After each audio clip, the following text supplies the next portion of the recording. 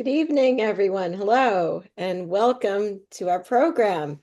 As I speak, I just want to let everyone know the chat is open. And at the end of the program, we are going to answer as many questions from the chat as we can. And in the meantime, perhaps you'll share where you're Zooming from. We're really glad to have all of you for this special program. I'm Ann Toback, the CEO of the Workers Circle, and I am really thrilled to be here with you tonight to uncover a treasure trove that has been 125 years in the making, the Workmen's Circle Call Archive. Since 1900, the Workers Circle community has turned hope into action. Our founders, Eastern European immigrants who came to the United States escaping autocracy, didn't just dream of a better world, they organized it into being. Throughout the 20th century, our founding members and then succeeding generations built a community that marched for worker justice, organized for the women's right to vote, fought for immigrant rights, and were on the front lines of the civil rights movement. They built a vibrant Yiddish culture that sustained and inspired them. And starting in 1929, they began documenting their experiences in English first as the Young Circle Bulletin, which in 1933 became the Call of Youth, and finally in 1938, the Workmen's Circle Call. A note about our name. We were founded as the Workmen's Circle, in Yiddish, der Arbeiterring. In 2019, we changed our name to Workers Circle to reflect our inclusive community. But through the years, covered in the call archive, we were the Workmen's Circle, and that's the name you'll see in the pages. We've built a fully digitized, keyword-searchable archive, freely accessible to everyone, that presents every English edition of the newsletters from 1928 through 1976. Today, with over 207,000 activists in our Workers Circle community, we're proudly continuing our founders' work, defending voting rights, building a multiracial, multicultural democracy, and keeping Yiddish language and culture alive today and for future generations. Our heritage isn't just something we preserve, it's a life force that inspires everything we do. For decades, the call captured it all: labor struggles and civil rights, the Holocaust and refugee crisis, fierce debates, and vibrant celebrations of Yiddish culture. The call didn't just report history, it made it. Union leaders, activists, writers, elected officials, everyday people, all trying to live with dignity, fight for justice, and hold on to their culture in a new land. For too long, these voices have lived only in printed material, hidden from the community that created them and the world that so needs to hear them. Tonight, we're opening those doors. But before we show you how to explore the archive yourself, we want you to experience it, to hear the voices come alive. Our activism has always been rooted in two things: our Yiddish traditions and our fight for social justice. In our program tonight, extraordinary actors will bring you two pieces from the call, one about labor organizing and another about Yiddish culture. Then Vince Kelly, our project manager, will take you inside the archive itself and show you how to search, discover, and make these stories your own. And we'll leave as much time as we can for questions. Remember, put those questions in the chat and we'll be storing them up. We are recording this program, and all of you will receive a link to the recording in the coming days, and you will also receive references to the authors that we talk about tonight. And now we're going to begin by showing you a sampling of the call covers as they evolved through the decades. So you see, it started out as a typewritten bulletin in 1929. You can see the typed covers with corrections and mistakes front and center.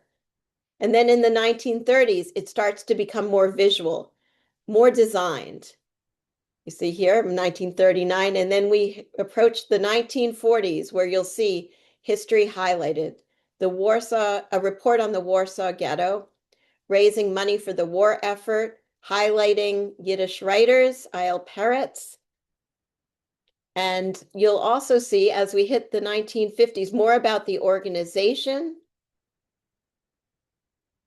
and the beginning of our front and center activism, a call to civil rights.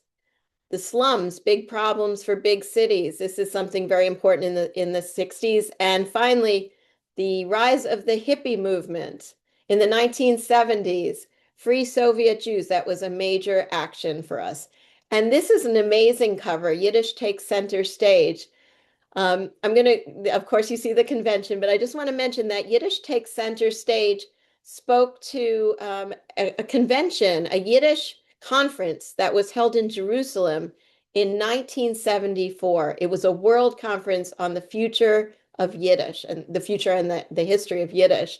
And the Workers Circle sent an entire delegation. And the 1974 archive newsletter was all about that convention. So if any of you watching have interest in activities like that, I highly recommend go to 1974 at the end of all this and see some amazing articles.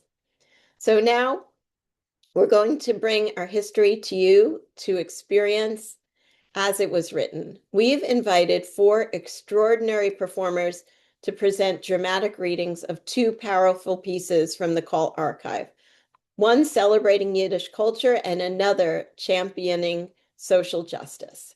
We're honored to have with us Jessica Hecht, a Broadway and screen star, recipient of the Workers Circle Activism Award, and you can find her currently starring in the movie Eleanor the Great. Matt Gehring, who's an educator and off-Broadway director. Motl Didner, an acclaimed Yiddish actor and associate artistic director of the National Yiddish Theater Folkspiele, and Malky Goldman, an actor and artist, and I'm very proud to add, a member of the Workers Circle Board of Directors. Malky is now here to give you context for our dramatic readings.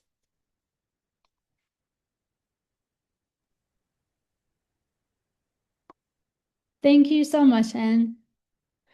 Hi, this reading is an excerpt modified from the book Bread Upon the Water by Rose Pesoda, labor organizer and member of the Workmen's Circle.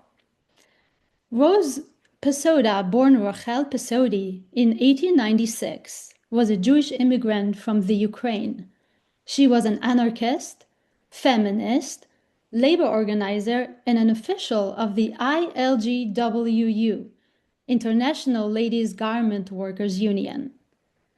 In 1913, she came to the US, fleeing an arranged marriage. She began working as a seamstress in the needle trade in New York and rose to become a successful labor organizer. In 1934, she was elected as vice president of the ILGWU and was the only woman in a leadership position there. Rose was a member of the Workmen's Circle's New York branch, 122. She published 2 books, Bread Upon the Waters in 1944 about her labor organizing, and Days of Our Lives in 1958 about her early years in the Ukraine. Both books were reviewed in the Call.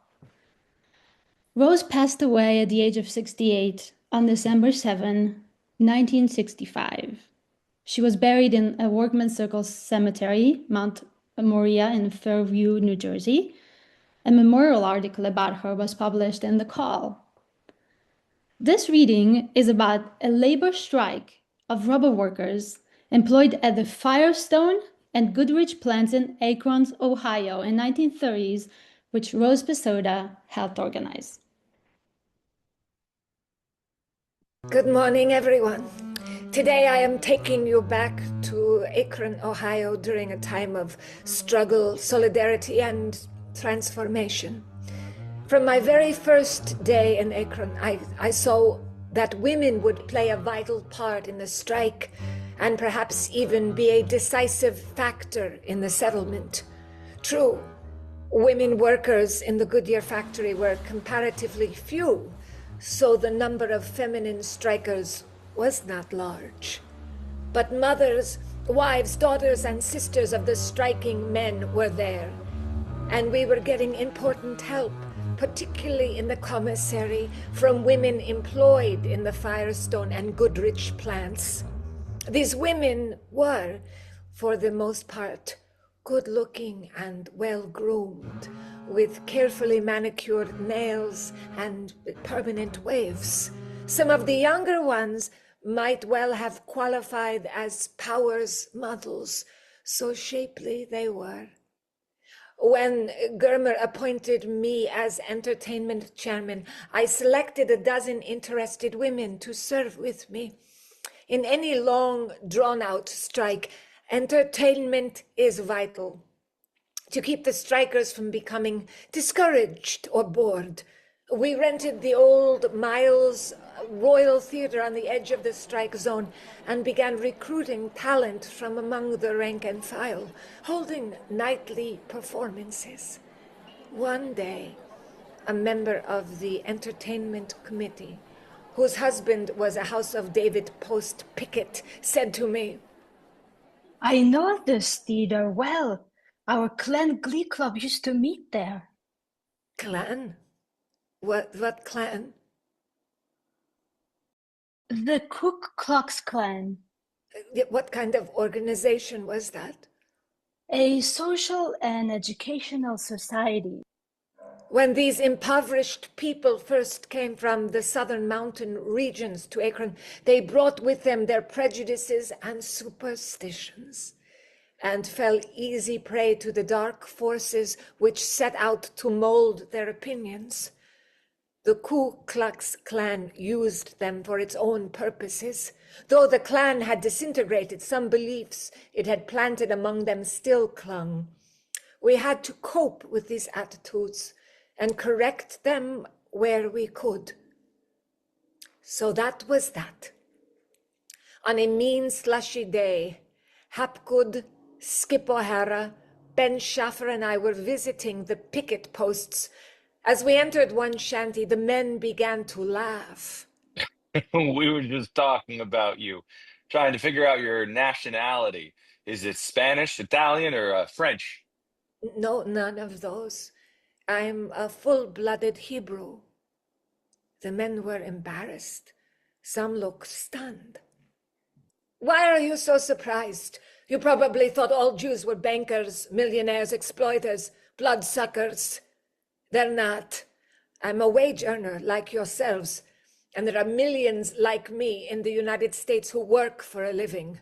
Some of them admitted they hadn't known Jews were industrial workers. They'd heard that all big bankers were Jews and that Jews owned all the big industries." Is Henry Ford a Jew? Is Paul Litchfield a Jew? Or Harvey Firestone? Or J.P. Morgan? Or John D. Rockefeller? Our discussions went on at length. Before we left, these men from the hills had a new attitude and agreed that Jews and Gentiles alike needed strong organizations to back them, to win a living wage and decent working conditions. In Akron, we learned something vital. Unity across all backgrounds is the only path forward, and that lesson still holds true today.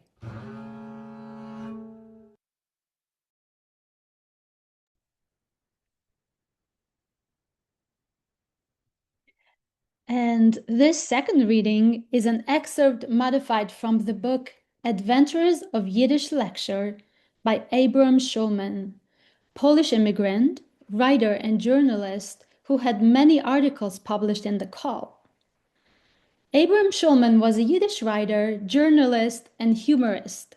Born in 1913 in Warsaw, Abram left Poland for Australia in 1939. For 10 years, he worked there as a journalist until he left for Paris. In 1960, after living in Paris, he immigrated to the US. Abram worked at the Jewish Daily Forward and authored several books, including The Old Country, The Lost World of East European Jews, Adventures of Yiddish Lecture, The Case of Hotel Polski, and others. Abram was recruited by the General Secretary of the Workers Circle to be a paid lecturer to its Yiddish-speaking audience. In pursuit of this, he traveled the country speaking to groups of all sizes on subjects such as Yiddish literature, folklore, and Jewish humor. He also had many articles published in the Call, and several of his books were reviewed in the Call. This reading describes one series lecture that Abram Schulman was giving to the audience at the Workmen's Circle's branch. Let me tell you about the adventures of a Yiddish lecturer. I've had many experiences, but one stands out. The Dostoevsky lecture where no one came. Despite all the publicity and mailed invitations, the hall was practically empty. The chairman was there, the secretary, the treasurer with his little table by the door, but almost nobody to collect entrance fees from. It wasn't the weather. The subject usually drew crowds. Fyodor Mikhailovich Dostoevsky, his life and works. But tonight I faced a sea of empty chairs, like the epilogue of Ionesco's The Chairs. Boy. No. Hold up that ticket table. Nobody else is coming. Mr. Zimmering, there's another person in the building. Mrs. Seitenbeitel, she's in the library. Shall I tell her to come in? You ask if you should?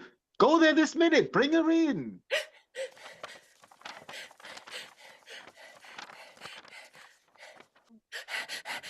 She doesn't want to come in. Doesn't want? What? To come. She's in the middle of a book. Did you tell her we're having a lecture? Yes, Fyodor Mikhailovich Dostoevsky, his life and works. She wouldn't budge. What book is she reading? Collected stories of, Shalom Aleichem. Go tell her she can read after the lecture. We'll give her the book as a present. She must fulfill her duties as a member. Minutes later, a door burst open. Mrs. Seitenbeitel, a massive woman, was escorted in by both men, each gripping one of her elbows. She clutched her book and immediately sat down and opened it. Mr. Schulman, you may begin. And so I began, describing Dostoevsky's tortured characters, his exploration of guilt and redemption. But while I spoke of crime and punishment, Mrs. Seitenbeitel read her book. Every few seconds, she burst into laughter that grew louder with each page. I returned to my black hotel room in a black mood, lay in the black bed. Why did my wife pack black pajamas? And sank into black nightmares. It was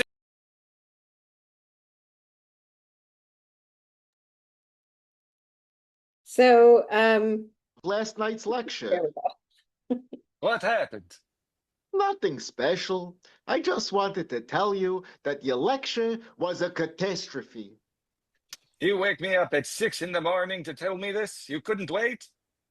I could, but I wanted to be first. And there you have the complete picture of a Yiddish lecturer's life, from Mrs. Seitenbeitel's unstoppable laughter drowning out Dostoevsky's darkness to 6 o'clock catastrophes, between Russian melancholy and hostile chairman, between too much audience and too little. We carry on, because somewhere between Dostoevsky's X and Shalom Aleichem's laughter, between the profound and the absurd, there's a story worth telling. even if the only person listening is too busy laughing to hear it, or calls at dawn to say it was a disaster. Okay, I hope you enjoyed that as much as we did. I want to share that finding the writings of Abraham Schulman in the call has been such a joy.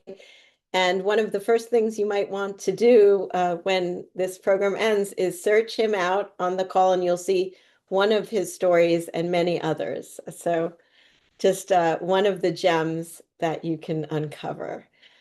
So what you heard is truly just a glimpse into the call. And this archive, of course, contains so much more grand political debates and intimate personal moments, the history we made and the lives we lived while making it. Because behind every march, every meeting, every cause, there were real people behind them, people who were missing home, who craved connection, who found each other, and who shared their stories in the call. Here's a note from September 1944 that I discovered in some of my just general searches. Imagine World War II is raging, and in the call, there's a section called Letters from Our Boys, correspondence from Workers Circle members serving overseas. Here's a part of a letter from Private Hyman L. Hassner, a Workers Circle member of Branch 301 in Clarinda, Iowa. He writes, I just returned from Kansas City, where I spent a wonderful weekend with Mr. Shostak, the Workers Circle host for servicemen. I didn't get to their home until midnight, but nonetheless, Mrs. Shostak had a nice plate of borscht and cream waiting for me. It has been a year since I ate any borscht, in fact, any Jewish food. The hospitality that followed is probably just repetition to you, but to me, it was like being at home again. So, a bowl of soup at midnight after a year without Jewish food, a Workers Circle family opening their home. That's in the archive too. That's part of this world we're opening up, where the fight for democracy lives alongside a plate of borscht that reminded a soldier of home. So now I'm going to introduce Vince Kelly. And if you've been wondering, how do I search for my family's branch? How do I find articles about a strike my grandparent was a part of? How do I track debates about Yiddish teaching? Vince Kelly is a member of the team who helped make this possible, and he's here with us tonight. He's our project manager for the Call Archive, and he's going to take you behind the scenes and show you how this archive actually works. He'll reveal some of the call's informational treasures and give you the tools to start exploring on your own. And as I mentioned before, you can put your any questions you have in the chat or Q&A, and we're going to answer as many as we can after Vince's presentation. So Vince, please take us into the archive. Thanks so much, Anne. Okay, I think you should be able to see it now. You guys are now looking at thecall.org. That's THECALL.org. And right now we're looking at the front page. This is sort of the more interpretive side of the site. We're going to look at the more sort of research archival side of the site in a little bit. But this side, as you can see, our designers, wanted to kind of reference the design of the historical call newsletter. As Anne mentioned before, that the call was very, very visual, going back to the very first issues when it was still this sort of handmade, typewritten, just very small newsletter made by friends.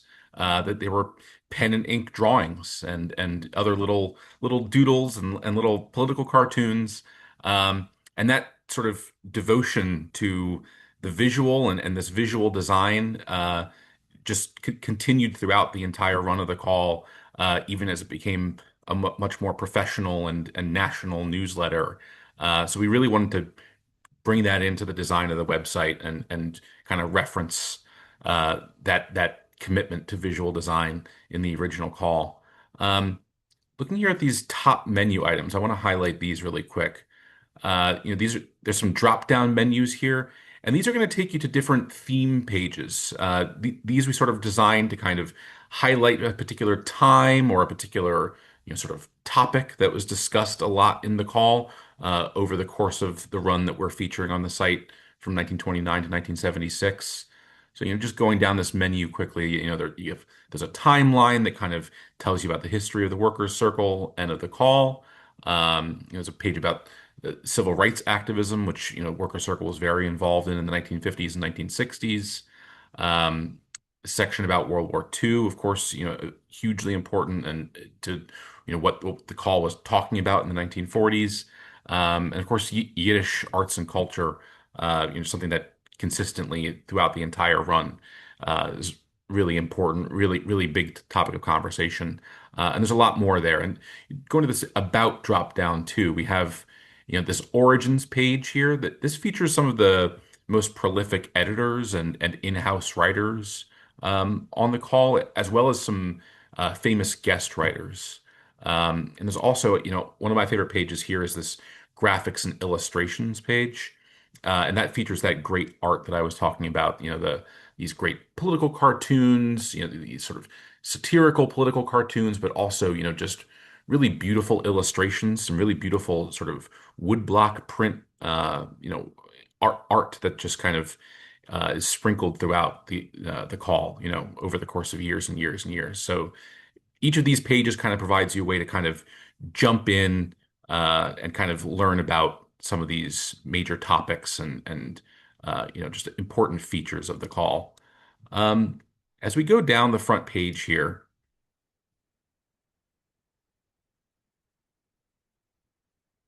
as we get to the middle of the page here, we're going to see these are some curated articles from the call, and these really demonstrate kind of the breadth of the events and ideas that were being discussed in the call. And they also sort of highlight how important the Workers' Circle was just in American history, and also how crucial the preservation of Yiddish language, arts, and culture was to just sort of the Workers' Circle's activities over many, many years. As we reach the bottom of the front page, this is really a really exciting section of the page of the front page. It's really going to be the most dynamic part of the website, and this is where guest editors are going to, curate this section. That they're going to feature content from the call that's of particular interest to that writer, and it's a way of kind of bringing out things that we may have missed from when we were building the website. Interesting articles, interesting themes. And so it's just going to bring different perspectives and different insights into the site and kind of create this dynamic thing that's going to be constantly updated and bring new interesting parts of the call sort of to the forefront.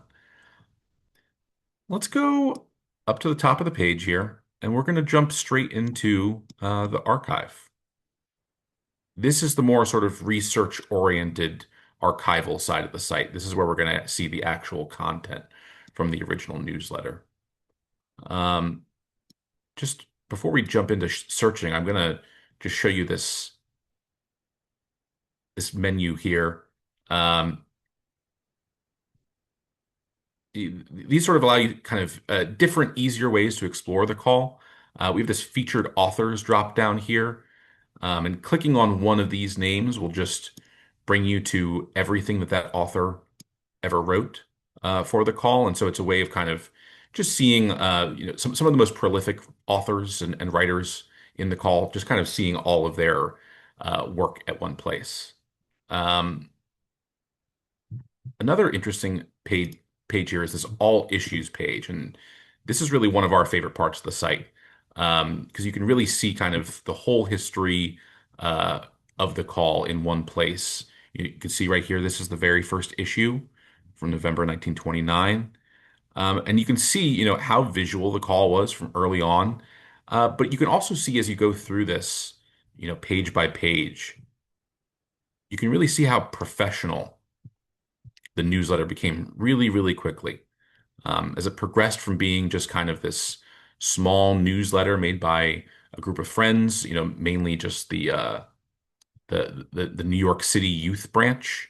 As it progressed to becoming like the national English language newsletter for all of the Workers Circle, it really grew and became this really professional newsletter and news magazine that was published all over the country.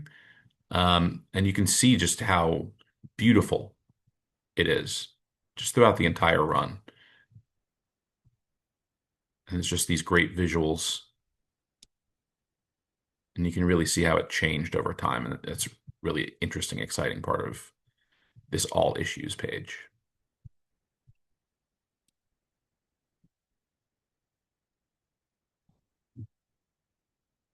Let's jump back to the landing page. We're going to try a search. This search bar, it works like any other search engine you've ever used. You could search, names, topics, places, and that's going to search within the whole collection, and you'll be able to see where that name, topic, or place has been mentioned in any particular article. From the beginning of the project, researching family history has been sort of one of the main focuses and one of the things that we were one of the use cases that we were kind of building the website around. People had family in Workers Circle, and what they want to know what their parents and grandparents were up to as members. So a great place to start, if that's what you're sort of looking for, is just a simple name search. So I'm going to take a look. I'm going to look up a name we picked out of a hat. Let's just say my grandfather's name was Marvin Stellman. I'm going to search Marvin Stellman here in the bar. We're going to see what comes up. Let's take a second to look at this results page. There's a lot of information. Down the middle here, you're going to see previews of each of the articles that Marvin was mentioned in. At the top here, you can see the results, 229 results. So Marvin must have been pretty popular in the Workers Circle. And on the left here, this is an interesting little tool, is this little bar graph here that kind of shows the frequency, the frequency of mentions of the phrase Marvin Stellman across time. So you can see that here in 1949, there were 23 different articles that mentioned Marvin.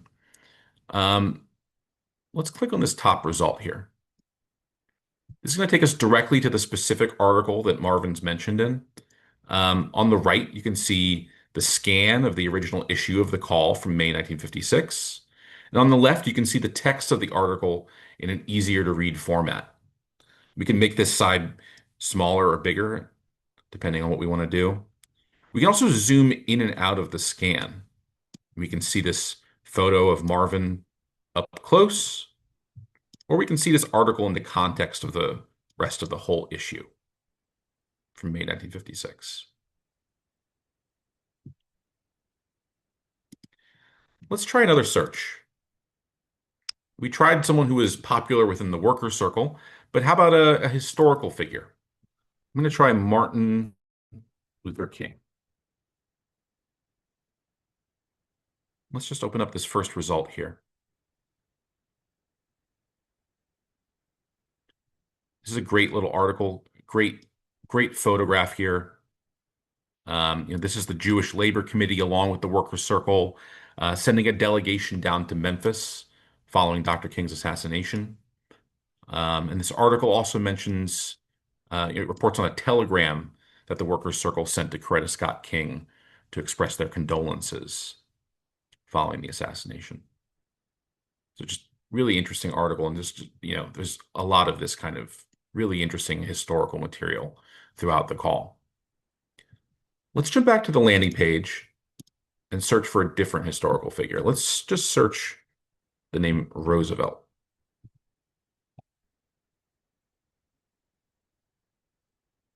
But this time I'm going to use one of these search tools here on the left. I'm going to use this limiter over here. Under category, I'm going to select illustration. And that's going to only show me articles that also have an illustration. You can see, we have these previews here down through the middle.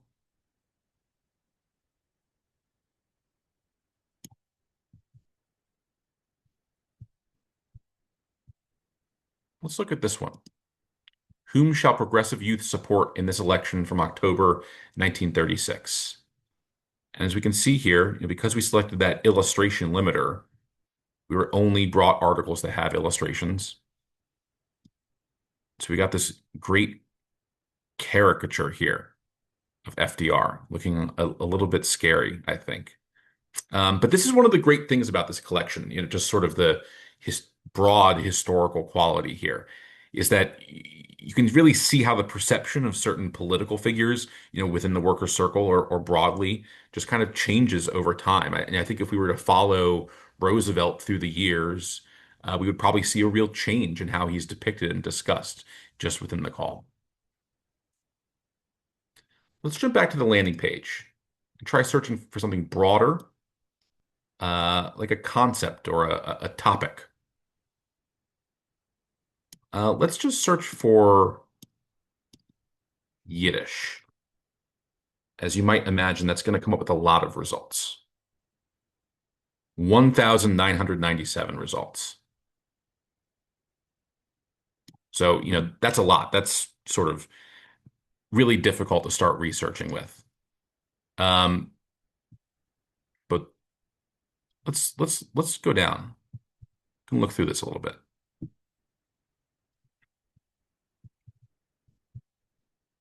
Let's look at this one from December 1933, Curiosities of Yiddish Literature. This looks like it's sort of interesting factoids about Yiddish, obviously from the perspective of 1933. This one's interesting. The Christian Science Monitor, one of the world's best-known newspapers, printed articles in Yiddish for about 2 years and is still receiving inquiries written in Yiddish from former readers and their friends. So that's an interesting little tidbit from 1933. Lots of interesting little facts like that throughout the call. Let's talk about labor. The Workers Circle was so involved in the labor activism of the 20th century, and that makes the call a really, really valuable source for researching about the labor movement. Let's just search strike. Wow, that's 506 results. That's, maybe too much to start with for researching purposes. So what we're going to do is I'm going to go up to the search bar here, and I'm going to add a limiter. I'm going to add and here and type in California. And this way, this is only going to show me articles that mention both strike and California. Now, this is a much more manageable number. Still a lot, still really impressive, but it's a much more manageable 44 items. That's a great way to start sort of researching by narrowing down what we're looking for. So let's look at this one. The WC and California's striking farmers.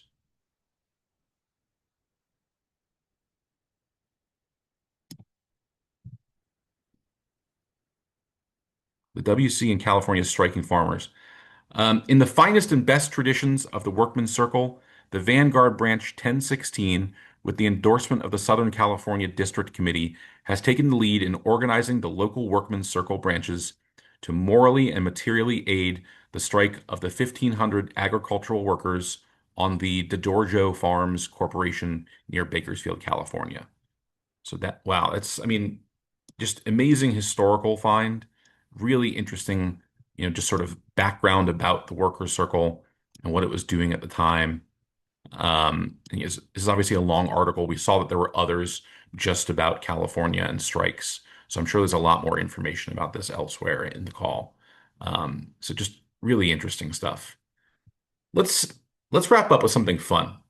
Something that Anne has told me a few times is that she's always looking for stuff about food in the archive. So let's try to find something about food for Anne. We're going to search restaurant. And I'm going to use these search tools on the left again. I'm going to select under category, I'm going to select advertisement. And this is going to only show me articles that hit for restaurant and that were also categorized as advertisements. And then let's use this sort by. tool. We're going to sort oldest first. So this is going to show me everything oldest to newest. So all of the advertisements that mention the word restaurant sorted old to new.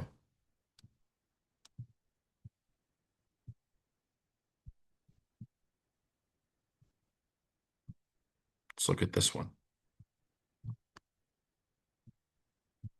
Gluckstern's Romanian restaurant at 135 Delancey Street. This is in 1938. And, I think I know where 135 Delancey is now, and I think, unfortunately, it's a parking garage, not a restaurant anymore. But I'm sure we'll find a lot more in here, a lot more about food, and a lot more about all these other topics that we've discussed, and much more. I'm going to leave it there, but let's open it up to questions and conversation. So, Vince, I'm just joining you now. I love that, and I just want to point out that Dina in the chat says she knows that restaurant quite well. Wow, that's And amazing. that's so cool. It's really fun. And one of the I've been lucky enough to be playing with the call for a few months now. And something I really enjoy doing when I have a free moment is just searching for what seems like, who knows if anything's going to show up. So the way I found that, to me, incredible letter from the serviceman was I was looking up Borscht Belt because I thought, well, I wonder what engagement the Workers Circle had with the Borscht Belt. And it turns out there's a number of articles. And then I come up with this article about borscht. And you see, I was just, I'm continue to be so moved by it. Um, so you can't go wrong. And then I'll share one more. I was looking up chocolate, which the Workers Circle wasn't really food focused like some organizations. So when you're looking for things, just know there's no recipes in the call unless there might be one in an article in a an advertisement. But there's all sorts of comments. So I came across a wonderful article written by the father of one of our longtime members, Robert Kaplan, who's been our president, our executive director, is still on our board. And his father was the child of some of our founding members.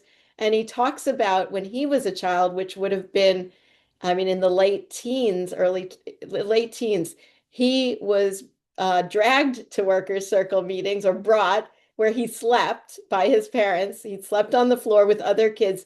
And he talks about at the end, they get a bribe. They'd be given chocolate and halva and Turkish delight. So I found that article because I was searching for chocolate. So there's just surprises at every search. And I highly recommend taking some time and just going with the fantasy. Like what kind of crazy thing can you think of?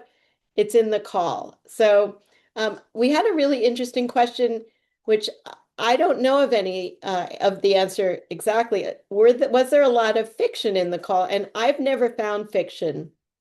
The closest I came was this article, were these articles by Abraham Schulman. I've seen a few short stories and I've seen some you know, reprinted sort of excerpts from plays and that sort of thing. There was also a recurring section that would have Yiddish poetry, and it would be sort of in Yiddish text in transliteration, so you could read it, if you weren't a Yiddish reader, but were an English reader, and then translate it into English. So it was sort of a feature that let you kind of teach yourself Yiddish if you were an English only speaker, and I guess vice versa. That's nice. And is there other questions? If not, we'll just talk about a couple of other fun parts. And you might have seen as Vince was going through it in the origins section, there's a wonderful section called Famous and Notable People. And you'll see we have articles in the call, one by Eleanor Roosevelt, Pearl S. Buck, A. Philip Randolph, and one of my favorite back and forth involves Upton Sinclair, who, while not Jewish, was a member of the Workmen's Circle at the time, and very engaged in the call. Ooh, and this is perfect. We have a special guest who's here to say hello. Are you ready, Jessica? I am so ready to say Oh my hello. gosh. So here is Jessica Hecht. You all heard her, an actress and also an incredible activist who works with us all the time. She has her own nonprofit that helps refugees in New York and across the world connect and come into their own through arts and cultural celebration. So, Jessica, welcome. And you heard her in the two readings. Thank you so much. And I got home late from work. I really apologize for being a little delayed in hopping on, but I just think the readings are, the call is incredible, but also the idea that you've been able to hear voices that were so instrumental in this theatrical form that was so present, 50 years ago, 60 years ago. It was really the way people entertained and engaged one another, and it's a return to a kind of listening that we really should all be doing. So I just was thrilled to be part of it, and thrilled to have anything to do with Workers Circle, since my grandmother spent so much of her time in New York with all of your ancestors. Yeah, it's amazing. And reading, have you done any searches thus far, or are we? I haven't. No, I'm hit on it's been a crazy week, but I will. I promise. I know. I mean, the fun thing is you can search for time periods, and we know your grandmother was very involved, and you can see, so you can learn about the world she was living in before you were born. And I know I've been enjoying looking at different parts of the call. And if you don't have family from the Workmen's Circle, never fear. It's really the story of Eastern European Jewish life in America. Oh, we have a question. Are you related to the now defunct department store, Hecht's? No, not at all. My father was adopted and was lived very humbly in the West Bronx, and no relation at all. Yeah. So that was a good question. And but everyone, I encourage people to look up their names in the call. Not everyone makes it. I know my great grandfather was very involved, but he was involved primarily before 1928. But there is hope for all of us who don't find our family there, because we have also digitized our Yiddish journals. We haven't yet put them out in a digital archive, but that will be next. And there's even more knowledge to be found in the Yiddish pieces. But as you see, the English call archive is very rich and full of some incredible stories. So thank you, Jessica. If there's anything you want to add, but we so appreciate having you in the Workers Circle community. Oh, and we had some guests yesterday come into the space who had only heard about the history. And when they sort of looked through your offices and recognized, they saw the Triangle Shirtwaist Factory posters about, and I think they were remarking on the fact that activism was so connected to your everyday life back then, and that it was it just was it was sort of a credo to live by, and it wasn't and that we've by necessity, I think, kind of needed to change the face of activism in many ways, but it would be beautiful to go back to that ultimately, to be able to all just sort of integrate that into our lives. And I really do think that Workers Circle is just a great model for that. Anyway, that's all. I love that. And that's one of my passions as a leader at the Workers Circle, is this idea that activism has to be a part of our day-to-day world. We're in a moment that's frightening to so many of us, and we're seeing incredible attacks on democracy and so much more of the values we hold close. And something you see in the call that we are so proud to be emulating today and building upon is this idea that activism is part of our community. Where one of the through lines, and you find this in the call too, is we never go it alone at the Workers Circle. We're a community that stands together, that acts together and supports each other. And that's something so important today. And when you see these things in the call, it's inspiring, and it also helps to give us educate us and give us more to consider, incorporating into our lives. So I think you've caught it exactly, and that's one of the through lines. And something else, as we read through the call, it's almost like you reading between the major articles, you see the kind of day-to-day writings. Here's what I did with my family, type of articles. In betwixt and between, Eleanor Roosevelt and Upton Sinclair. Yeah, it's the With original social media. exactly, It's like the banal to the sublime of everyday exactly, life. Yeah, yeah, yeah. and all just wonderful and fascinating. Absolutely. Absolutely. Yeah, I think I just wanted to say one last thing about Workers Circle, because as I've introduced a few friends to what you're doing who are in the arts, they all think it's so hip. And I don't know that anybody originally would have thought of Workers Circle as hip, but it has come around. So it's like all the cool guys are doing it again. And so I feel very honored. It's just very interesting to me how people are desperate to like reinvent something. And so the time is right for Yes. what you're doing. Yeah, Yeah. it's the right time and it's the right place, and it's the right community for everyone. Mhm. And we all need that right now. We It's a do. tough world, but we are a really supportive place and we're making a difference. So I'm enjoying it too. Yeah. So thank you. Thank you. I'm going to bow out, but thank you. Sure. Thank you. Thank It's you for just wonderful. And I inviting me see, in. thank you so much for joining. I see there's some more questions. Let me just tell you a few things.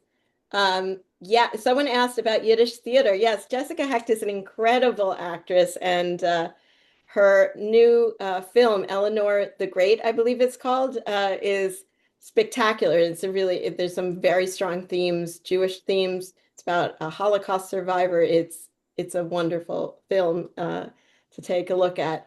Uh, the Yiddish theater is throughout. There are so many themes in the call, and Folkspina is present. You really can see the life of the Folkspina Theater Company. You can also see so much theater that was produced within the organization, and a lot of reviews of Yiddish theater. So it's a trip down memory lane there too, and famous Yiddish actors and actresses like Minna Byrne, you could just really search for Yiddish theater and you'll find so much there. So yes, and I want to add that our plan in the very near future is to start doing programs with the Folkspina, with the Forward. You'll find so much about the Forward, about the Jewish Labor Committee, as Vince said. There is a lot. So the Yiddish archive is in progress, and but we're going to be raising funds. We're going to need to raise funds to put it up, and I mean this actually leads me to just speaking about this. This project, took a lot of hours from staff and Vince, who was brought on for the job, and so many designers. It was a labor of love, but it was a rather costly endeavor. So just to tell you as I mentioned, what you're seeing tonight is really just the beginning.